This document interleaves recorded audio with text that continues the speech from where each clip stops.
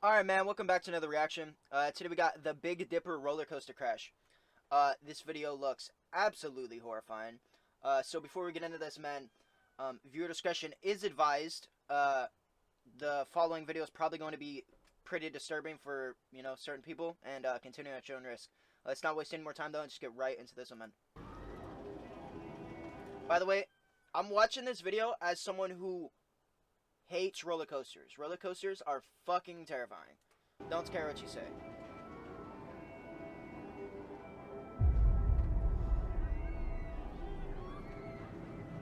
Even this footage is fucking terrifying, bro.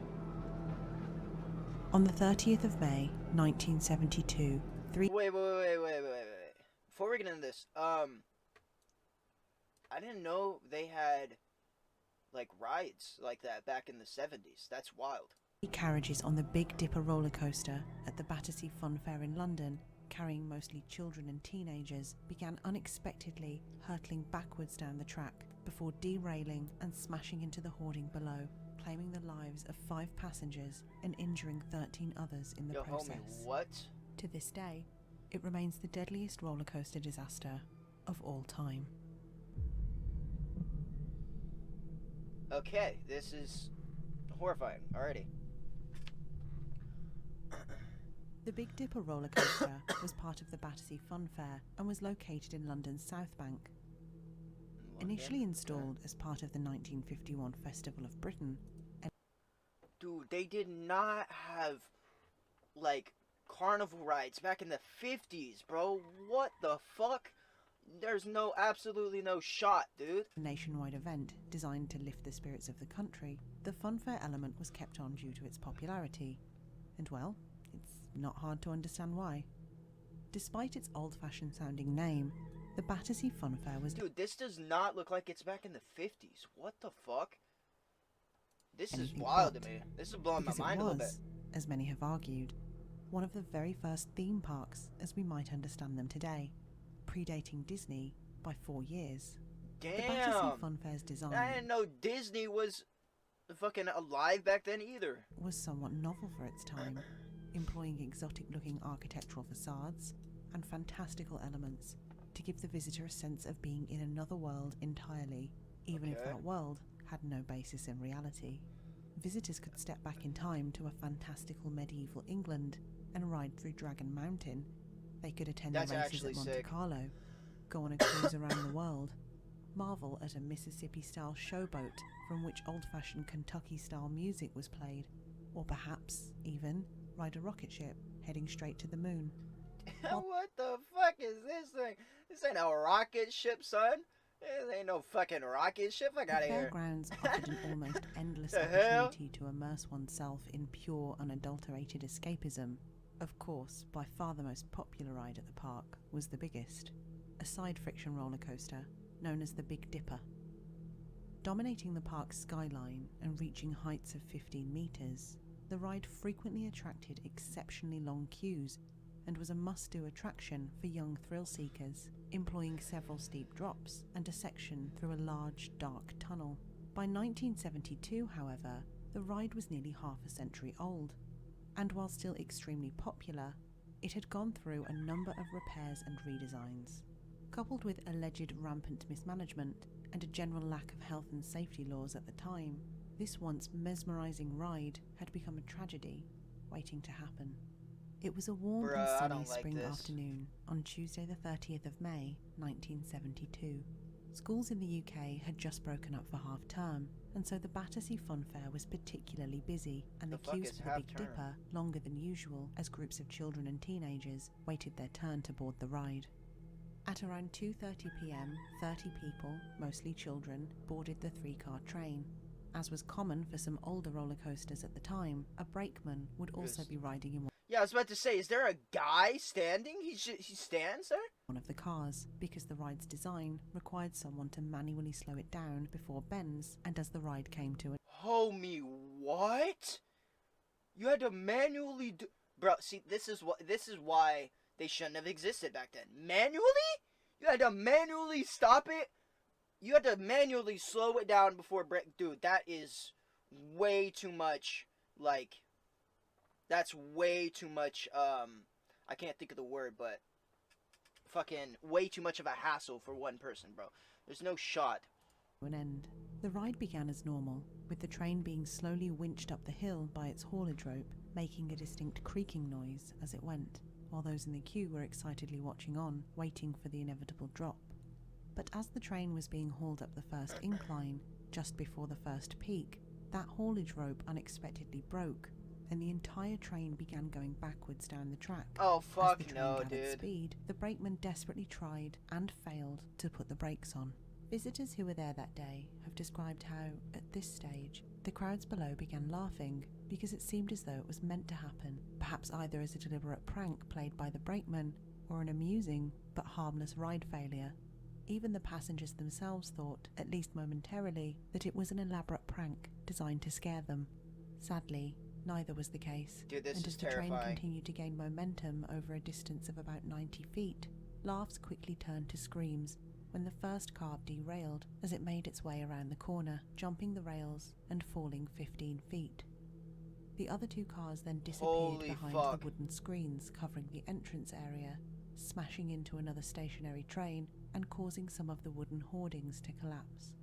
As the accident happened, some passengers were flung out, leaving some hanging upside down over the railings and walkway area, and some lying on the floor in front of the crowds, having been flung into the air.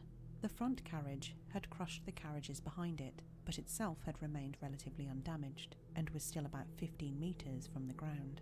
One 15-year-old girl who was on this carriage became shocked and dazed and made for the wooden walkway and handrail to steady herself.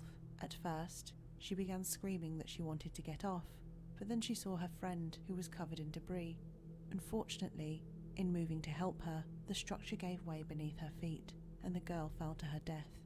In the back cars, it had become Dude. apparent that several other children were being crushed. The scene quickly turned into one of complete chaos, Oh my as god. onlookers rushed to help those that were stuck under debris and the bodies of the other passengers, most of them children and teenagers. As emergency workers flocked to the scene, shockingly, the funfair quickly returned to normal as visitors Homie, what? No, shut the fuck up. Alright. Stop. I want you to say that again. chaos, as onlookers rushed to help those that were stuck under debris and the bodies of the other passengers, most of them children and teenagers. Dude, Jesus fucking As emergency Christ. workers flocked to the scene, shockingly, the funfair quickly returned to normal as visitors continued to queue for rides and pop music blared through the park's speakers, even as the rescuers worked to free people trapped in the wreckage. Dude. Tragically, all said and done, 5 children lost their lives, 3 on the scene and 2 later in hospital, and a further 13 were injured. In the aftermath, there was only one question on everybody's minds. How could such a devastating accident happen at one of the UK's most well-loved amusement parks, and who was responsible? But surprisingly, in the days after the tragedy, nobody seemed to have any answers. It had to have been like, the ones responsible obviously are like the management who are in charge of assigning people to go there and like work on the thing and make sure that it's like not fucking deteriorating, right? Right. Not even the people in charge of the roller coasters themselves, who were careful to emphasise that monthly inspections of the Big Dipper were carried out by a qualified engineer. It wasn't long before accusations began flying, and calls for a full-scale public inquiry soon dominated the pages of national newspapers. As the owners of the Big Dipper carried out their own private investigations on the matter, a full-scale public investigation was carried out. By the end of 1972, the public investigation had been completed and passed on to the Director of Public Prosecutions, and by February of 19... Is that hair? This is a hat, right?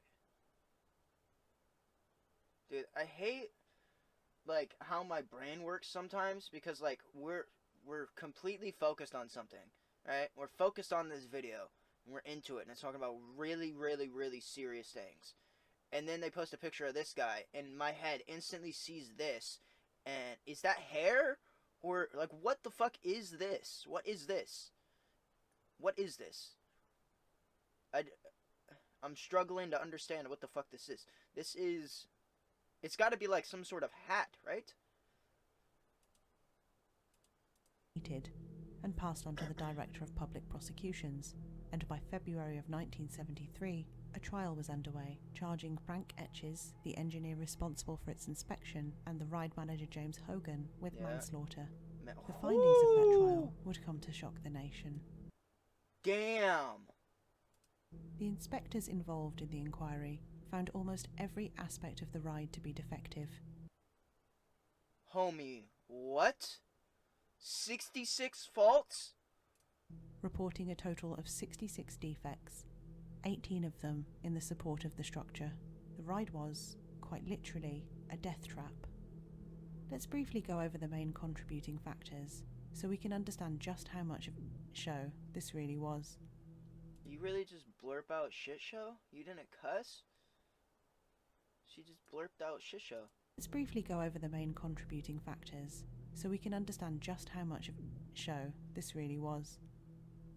The first contributing factor was the unsatisfactory condition of the haulage rope that had snapped during the uphill incline. On top of this, the rope was found to be only partially engaged in the gripping device required for it to work effectively. The second contributing factor was the poorly maintained safety devices.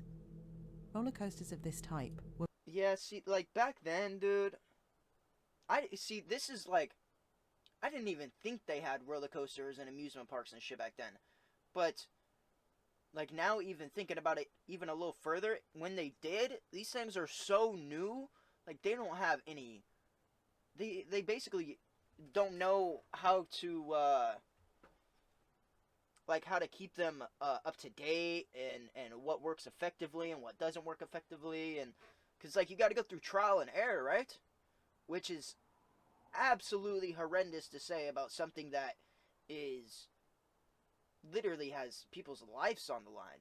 You know what I mean? Were built with arresters, also known as dogs, and these could be used as brakes should a train start to... Wait, okay, go back. So if it started falling back, these things would, and then it'd catch. Then it had those? Second contributing factor was the poorly maintained safety devices. Roller coasters of this type were built with arresters, also known as dogs, and these could be used as brakes should a train start to go backwards down a slope. On the Big Dipper, 8 of these dogs should have been in place. So why didn't they work? None of them were. For a start, 4 were found to be missing. Of the 4 that remained, 3 were found to be defective. Wow! Meaning that only 1 working arrestor was in place and at the time of the accident. Only partially engaged in the gripping device. And another fault was the device for preventing the train running back a series of metal dogs like chisels. There should have been 8 dogs, but there were only 4, said Mr. Powell, and on May 30th, only 1 dug into the wooden rail, and the weight of the train, caused it to snap, obviously. Unsurprisingly, that arrestor snapped under the weight of the train as it hurled backwards. The third contributing factor was the condition of the structural work, which was described as deplorable. Significant rot was found to be present in 5 separate places, as well as excessive algae growth on the walkway on which one of the engineers had slipped while carrying out their investigations.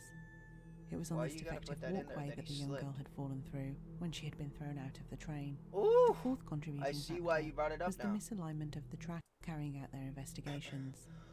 It was on this defective walkway that the young girl had fallen through when she had been thrown out of the train. Jesus. The fourth contributing factor was the misalignment of the track along which the train was hauled. It was this that had caused the derailment, which had thrown the passengers out of the train car. There were also a number of other indirect, but no less important, contributing factors too.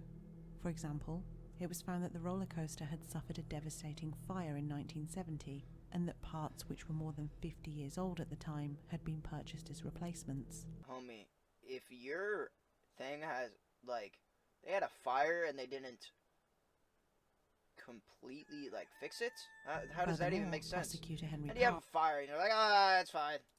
Like, also claimed that the employees working on the roller coaster were nothing more than teenage boys without training of any sort. A former Big Dipper employee would testify that both management and employees were drinking and using drugs while working. Dude, and that every single person who works at a fair or amusement parks drinks and takes drugs. It's just how it is, bro. You don't end up working at an amusement park by choice, alright?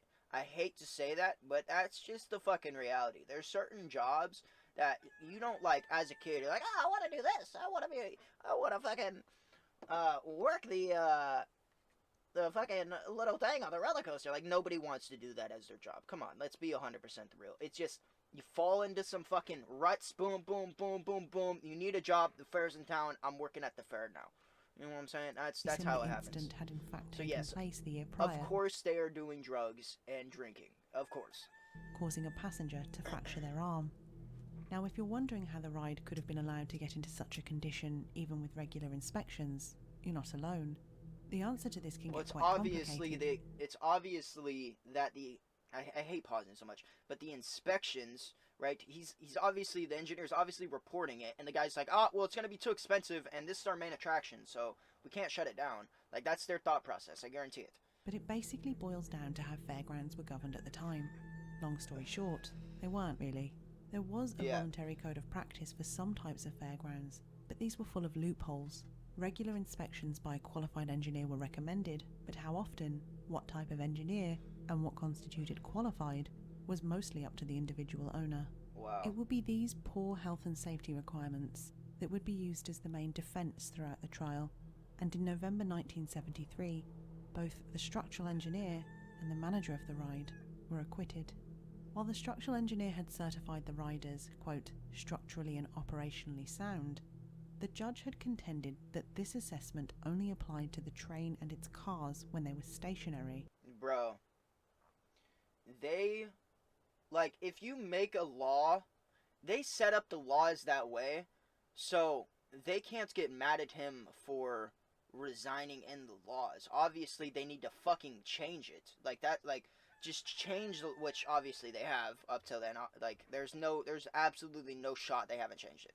But, like, if someone's able to have this happen and, like, technically within the law book they didn't break any fucking laws, then, you know what I'm saying? You need to change that shit. Obviously, like. And it did not mean that he was responsible, or even obliged, to test and certify the mechanical side of the Big Dipper. The ride's manager was found not Of the fairground was found not guilty because the jury decided that, as a former fitter's mate, he could not be expected to have sufficient knowledge to check.